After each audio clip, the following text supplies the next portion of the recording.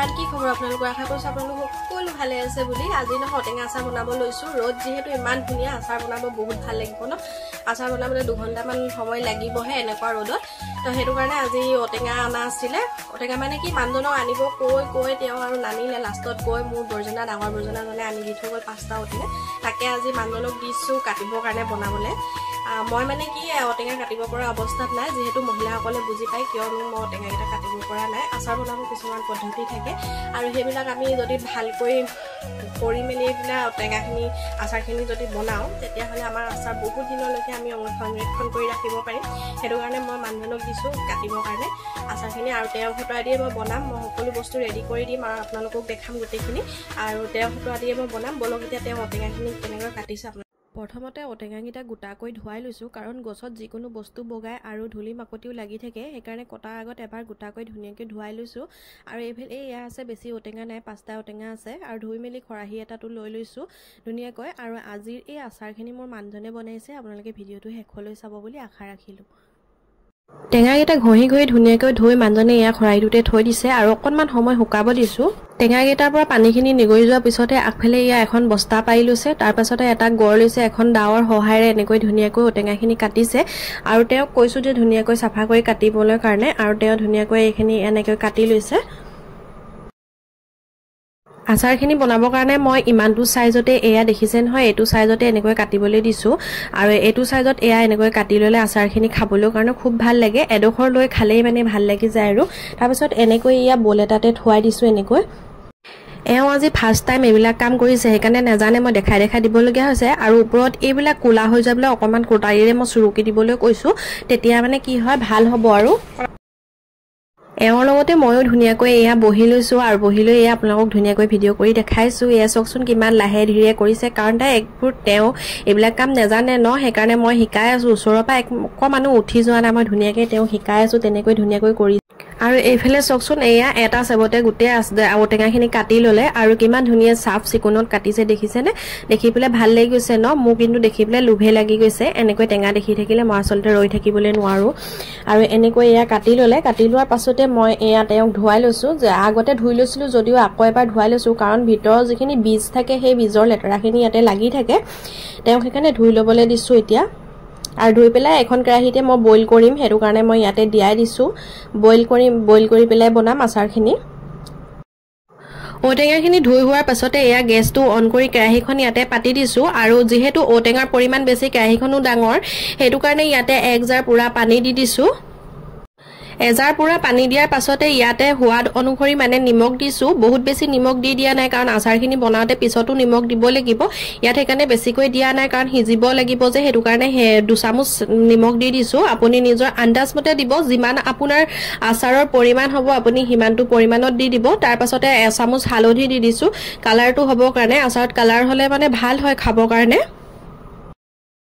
হালধি আৰু নিমখ দিয়াৰ পাছতে এখিনি অকনমান লৰাই দিছো গোটেইখিনি মিল হৈ যাব কাৰণে আৰু ইয়াত মই ঢাকনখন নলগা কাৰণ পানীৰ পৰিমাণ যেহেতু বেছি আছে গোটেই গেছটোত পানী পৰি যাব হেতু কাৰণে মই ইয়াত ঢাকন নলগাও এনেকৈ হ'বলৈ দিম এয়া অলপ সময় উতলাৰ পাছতে এয়া দেখিছে নহয় এয়া অলপ হিজি আহিছে এতিয়া মই হিজাটো চাই লম মোৰ যদি পৰিমাণ মতে হৈ যায় তেনেহলে মই এখিনি উলিয়াই দিম এখিনি হৈ গল হেতু কাৰণে মই উলিয়াই দিছো বহুত বেছি হিজাই লোৱা নাই মই অলপ হিজাই লৈছো যিমানটো মোক লাগিব কাৰণ পিছত তেল দি পেলাই আকৌ ৰদত দি থকা হ'ব হেতু কাৰণে বহুত বেছি হিজাই ল'ব নালাগে মোৰ ওচৰত যেহেতু চালনী নাই হেতু কাৰণে মই ইয়াতে লৈছো ফুটা থকা বউল এটা যদিহে আপোনাৰ ওচৰত চালনী আছে তেনেহলে চালনীত দিব বহুত বেছি ভাল হ'ব চালনীত দিলে চালনীত দি এনেকৈ উলিয়াই ল'ব ধুনীয়াকৈ কিমানটো হিজাব লাগে আন্দাজটো আপোনালোকে পাবলৈ কাৰণে এয়া মই এডোখৰ লৈ পেলাই আপোনালোকক ধুনীয়াকৈ চেপি দেখাই দিছো দেখিছে নহয় কিমানটো হিজিলে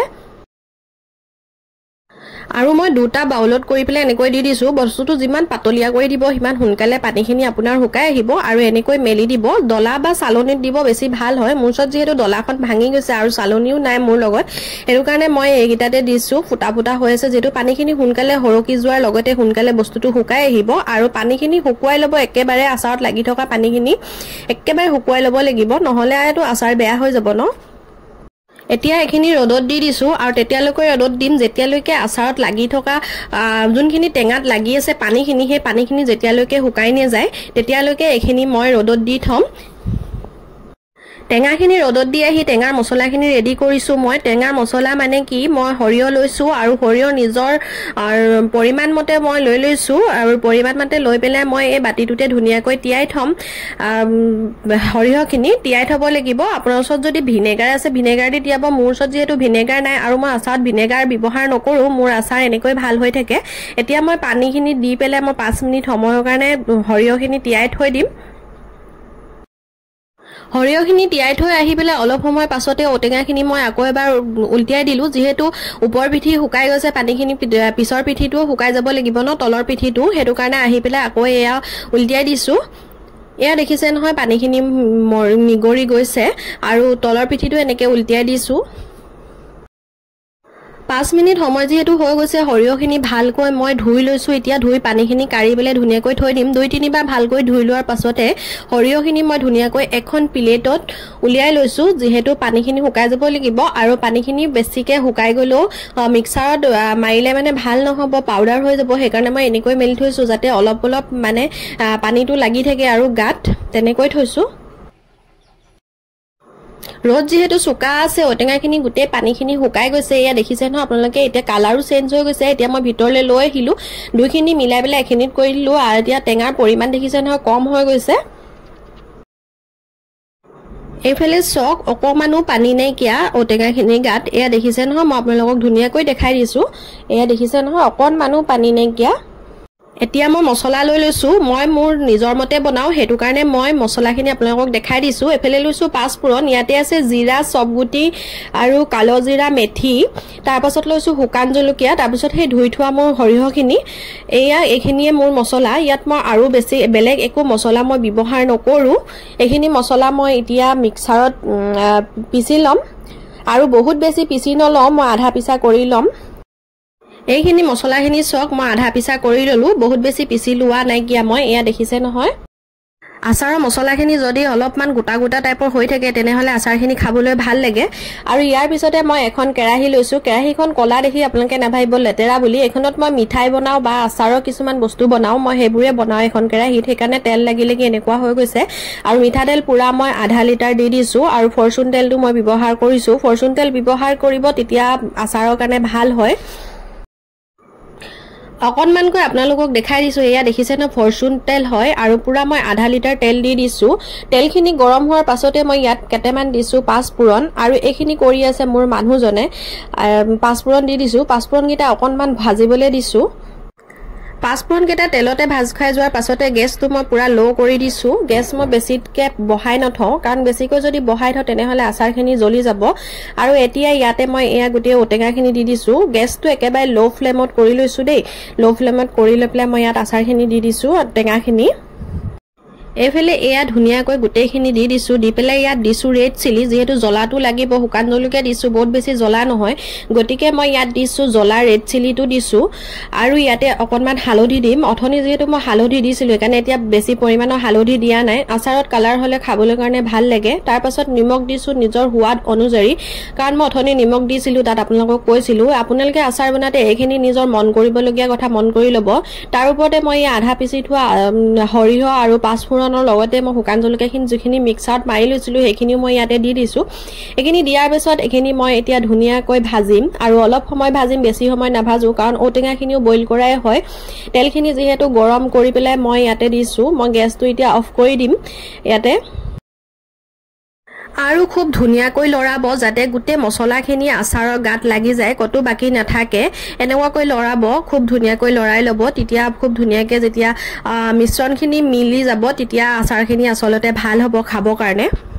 আৰু এইফালে চক লৰাইছে, ইমানেই ধুনীয়াকৈ লৰাইছে যেন গোটেই আচাৰখিনি কালাৰটো সলনি হৈ আহিছে। আপোনালোকক ভালকৈ মই ওচৰৰ পৰা দেখাই দিছোঁ। আৰু ইয়াতে তেল কম হৈছে, ইয়াতে তেল আৰু এপোৱামান তেল পূৰা দিব লাগিব। মোৰ আচাৰখিনি হৈ গৈছে। ইয়াতে মই এতিয়া ডাইনিংখনৰ ওপৰত লৈ আহিছোঁ। ডাইনিংখন ফেনৰ তলত দি পেলাই ফেনৰ তলত ঠাণ্ডা হ'বৰ কাৰণে এইখিনি দি দিছোঁ আৰু লৰাই আছোঁ মই ঠাণ্ডা হৈ যাবৰ কাৰণে।